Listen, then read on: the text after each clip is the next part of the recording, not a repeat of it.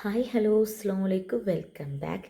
നിങ്ങൾ തമിഴിൽ കണ്ട പോലെ തന്നെ ജോലിക്ക് പോകുന്നവർക്കും പിന്നെ എന്നെപ്പോലെ ചെറിയ കുട്ടികൾക്കും എന്താ പറയുക പെട്ടെന്ന് ജോലി തീരാനും ഒരാഴ്ചത്തേക്കുള്ളൊരു പ്രിപ്പറേഷനും പിന്നെ ഒരു മത്തി മീൻകറീൻ്റെ റെസിപ്പി ഞാൻ നിങ്ങൾക്ക് ഷെയർ ആക്കുന്നുണ്ട് കേട്ടോ. ഇങ്ങനെ നമ്മൾ പ്രിപ്പയർ ചെയ്യാൻ വരുന്ന ദിവസങ്ങളിൽ എളുപ്പമുള്ള കടികൾ ഉണ്ടാക്കാം.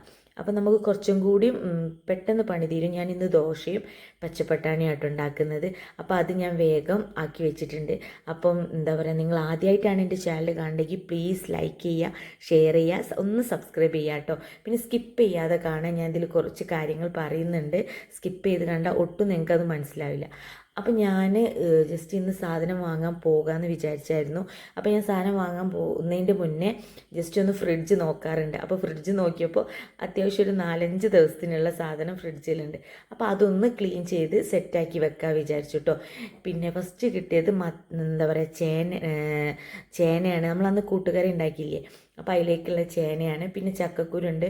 ചക്കക്കുരു ഇങ്ങനെ ഡ്രൈ ആക്കി കവറിൽ കെട്ടി വെച്ചാൽ ഒന്നും ആവുന്നില്ല കേട്ടോ. പക്ഷെ ഞാൻ ഇത് ഇന്ന് ക്ലീൻ ചെയ്യുന്നില്ല, കാരണം ഇതിനെനിക്ക് നല്ല ടൈമാണ്. അപ്പോൾ ഞാനിങ്ങനെ എന്താ പറയുക ഒഴിവുള്ളൊരു സമയം ഉണ്ടാവില്ല, അങ്ങനെയാണ് ചെയ്ത് വെക്കാറ്.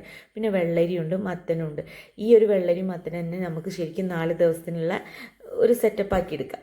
പിന്നെ ഇക്കാനോട് പറഞ്ഞപ്പോൾ ഇക്ക കുറച്ച് അധികം മീൻ തന്നെ കൊണ്ടുവന്നിട്ടുണ്ട്. ഇങ്ങനെ ഒരു ദിവസം കുറച്ച് ഏറെ ജോലി എടുത്താലും ബാക്കിയുള്ള 5-6 ദിവസം നമുക്ക് കുറച്ച് ഫ്രീ ആയിട്ട് നിൽക്കാമല്ലോ. അപ്പോൾ മീൻ ഇത് മുറിച്ച് കൊണ്ടുവന്നാലും നമുക്ക് ക്ലീൻ ചെയ്യാനും പിന്നെ കുറച്ചൊക്കെ ഒന്ന് മുറിക്കാനൊക്കെ ഉണ്ടാവും കേട്ടോ. അപ്പോൾ ഇത് രണ്ടും ഞാൻ ആദ്യം കട്ട് ചെയ്ത് മാറ്റി വെച്ചിട്ടുണ്ട്. ഇനി നമുക്ക് മത്തി മുറിക്കാനുണ്ട്. മത്തി ഞാൻ കുറച്ച് ഉപ്പൊക്കെ ആക്കി അവിടെ വെച്ചിട്ടുണ്ട്. പിന്നെ ഇതിൽ എനിക്ക് കുറച്ച് പഞ്ഞീനും കൂടി കിട്ടിയിട്ടുണ്ട്. ശരിക്കും ഞാൻ ഒറ്റയ്ക്കാണെങ്കിൽ എനിക്ക് ഈ പഞ്ഞീൻ്റെ ഈ ഒരു ഉള്ളിയും തക്കാളി ഇട്ട് മാത്രം മതി കേട്ടോ. അപ്പോൾ ഫസ്റ്റത്തെ ടിപ്പ് എന്താ വെച്ചാൽ നമ്മൾ മീനൊക്കെ കഴുകിയിട്ട് നല്ലോണം അതിൽ നിന്ന് വെള്ളം വാർന്നതിന് ശേഷം മാത്രം നമ്മൾ കായം തേച്ച് കൊടുക്കുക കേട്ടോ. നല്ലോണം വെള്ളം വാരണം, അല്ലെങ്കിൽ ഉണക്കൽ ചൊവ്വല്ലേ അത് വരും. പിന്നെ ഈ മീനിൻ്റെ കൂടെ തന്നെ പഞ്ഞീന് ഇട്ടുകാണ്ട് മിക്സ് ചെയ്ത് കായം കൂട്ടി വെക്കരുത് കേട്ടോ. അപ്പോൾ ഞാൻ സാധാരണ മുളക്, മല്ലി, മഞ്ഞൾപ്പൊടി, കുറച്ച് സുർക്കം കൂടി ഒഴിച്ചിട്ട് മീൻ കായം തേച്ച് വെച്ചിട്ടുണ്ട്. പ്രത്യേകം ശ്രദ്ധിക്കുക, മീനിലൊട്ടും വെള്ളം നല്ല എന്താ പറയുക ഒഴിച്ചിട്ട് മാറ്റുക. പിന്നെ ഞാൻ കുറച്ച് മീൻ കറിക്കും വെച്ചിട്ടുണ്ട്. അപ്പോൾ ഇത് ഇനി നമുക്ക് ഫ്രിഡ്ജിലേക്ക് വെക്കാം കേട്ടോ. ഞാൻ കറക്റ്റ് ഇന്ന് നാളെ അങ്ങനത്തെ ആ ഒരു സെക്ഷനിലാണ് വെച്ചത്, പെട്ടെന്ന് എടുക്കും ചെയ്യാമല്ലോ. അപ്പോൾ ഇനി നമുക്ക് അടുത്തത് എന്താണെന്ന് വെച്ചാൽ മീൻ കറി ഉണ്ടാക്കണം. ഞാൻ കുറച്ച് പാൻ വെച്ചിട്ട് അതിലേക്ക് കുറച്ച് ഉലുവയും ചീരുള്ളി ഇട്ട് ഒന്നൊന്ന് മൂപ്പിച്ചെടുക്കുന്നുണ്ട്. അതിന് ശേഷം കുറച്ച് തക്കാളിയും വെളുത്തുള്ളിയും കൂടി ഇട്ട് കൊടുക്കുക. പിന്നെ മറ്റൊരു പാൻ വെച്ചിട്ട് ഒരു 2.5 സ്പൂണ് മുളക് പൊടി, 1.5 സ്പൂണ് മല്ലിപ്പൊടി, കുറച്ച് മഞ്ഞൾപ്പൊടിയും കൂടി ചേർത്തിട്ട് പാൻ നല്ല ചൂടായി പാൻ ഓഫാക്കി കഴിഞ്ഞതിന് ശേഷം ഇതൊന്ന് വറുത്തെടുക്കട്ടോ. പിന്നെ ഞാൻ ഉപ്പിലിട്ട മറ്റേ കുടംപുളിയില്ലേ, അതാണ് ഇതിലേക്ക് ചേർത്ത് കൊടുക്കുന്നത്. നല്ല ടേസ്റ്റ് ആട്ടോ ഇതിങ്ങനെ ഡയറക്റ്റ് ഇങ്ങനെ ഉപ്പിലിട്ട് ചേർത്ത് കൊടുക്കുമ്പോൾ. പിന്നെ നമ്മൾ നേരത്തെ പറഞ്ഞ പോലെ ഇത് വറുത്ത് വെച്ചില്ലേ, പ്രത്യേകം ശ്രദ്ധിക്കണം. പാൻ ഓഫ് ചെയ്തതിന് ശേഷം മാത്രം വറുത്താൽ മതി. അതായത് പാൻ നല്ല ചൂടാക്കിയിട്ട് അതിലേക്ക് ഇട്ട് കൊടുക്കുക. എന്നിട്ട് നമ്മൾ കുറച്ച് വെള്ളം കുറച്ച് വെളിച്ചെണ്ണയും കൂടി വെച്ചിട്ട് നല്ല മിക്സ് ആക്കിയിട്ട് ഈ നമ്മൾ വാട്ടി വെച്ചില്ലേ അതിലേക്ക് ചേർത്ത് കൊടുക്കുക കേട്ടോ. ഇപ്പം നിങ്ങൾക്ക് കണ്ടാൽ മനസ്സിലാവുന്നുണ്ടാവും, നല്ല കുഴമ്പ് രൂപത്തിലാണ്. മത്തി ഇങ്ങനെ ആക്കിയിട്ട് നല്ല ടേസ്റ്റ് ഉണ്ട് കേട്ടോ.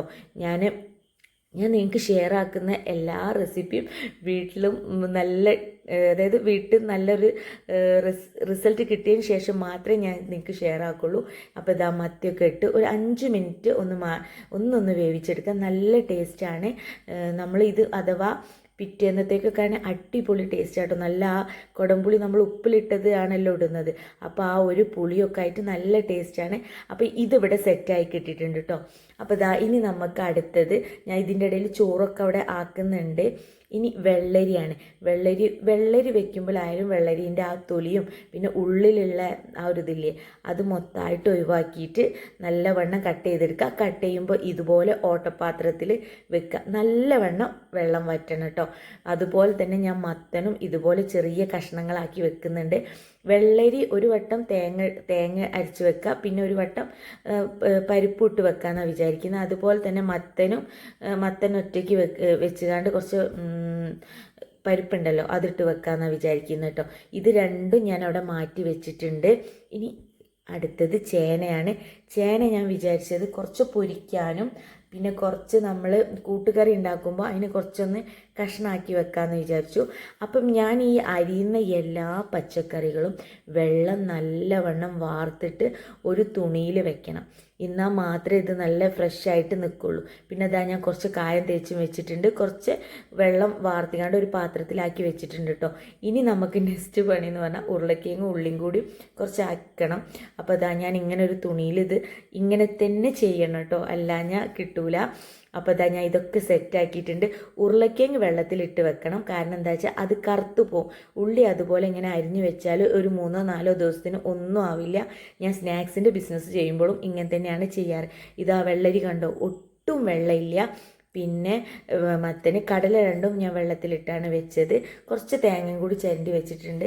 ഞാൻ പറയുന്ന സ്റ്റെപ്പ് ഇങ്ങനെ തന്നെ ചെയ്താൽ എനിക്കിപ്പം ഇത് ഒരാഴ്ചത്തേക്ക് എന്തായാലും ഉണ്ടാവും. മീൻ പൊരിച്ചതും ഉണ്ടല്ലോ. അപ്പം നിങ്ങളും ഇതുപോലെ ഒന്ന് ചെയ്ത് നോക്കുക. പ്രത്യേകം ശ്രദ്ധിക്കണം, വെജിറ്റബിളിൽ നല്ലവണ്ണം വെള്ളം വാർന്നിട്ട് മാത്രമേ വെക്കാൻ പറ്റുള്ളൂ. നിങ്ങൾക്ക് ഇങ്ങനെ പുട്ടും പൊടി ഇല്ലേ രാവിലത്തതും ഇങ്ങനെയൊക്കെ സെറ്റാക്കി വെക്കാം. വേണമെന്നുള്ളവരൊന്ന് വീഡിയോ വേണമെന്നുള്ളവരൊന്ന് കമൻറ്റ് ചെയ്താൽ മതി. അപ്പം ഇനിയും ഇങ്ങനത്തെ ഒക്കെ വീഡിയോ നിങ്ങൾക്ക് വേണമെന്നുണ്ടെങ്കിൽ പ്ലീസ് ഒന്ന് ലൈക്ക് ചെയ്യുക, ഷെയർ ചെയ്യുക, സബ്സ്ക്രൈബ് ചെയ്യുക. ഞാനിപ്പോൾ ഈ ഉണ്ടാക്കിയത് പിന്നെയും പറയാണ്, വെള്ളം ഒട്ടും പാടില്ല പച്ചക്കറിയിൽ. നല്ലവണ്ണം കോട്ടൺ തുണി കൊണ്ട് ഒപ്പിയെടുക്കണം. അപ്പം നമുക്ക് അടുത്ത വീഡിയോ കാണാം. Okay, bye.